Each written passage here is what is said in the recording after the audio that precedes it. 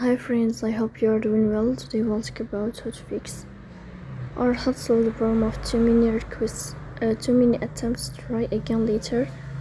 Can't read the weekly settings.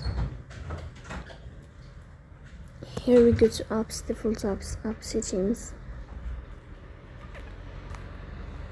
Then we'll search about the application of threads and you will enter here.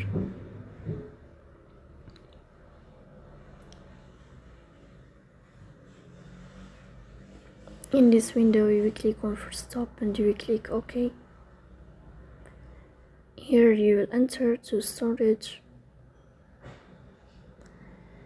Then you will click on clear cache. In the end you will turn off your phone and you will wait a moment to restart your phone again to fix that problem. So that's all. Don't forget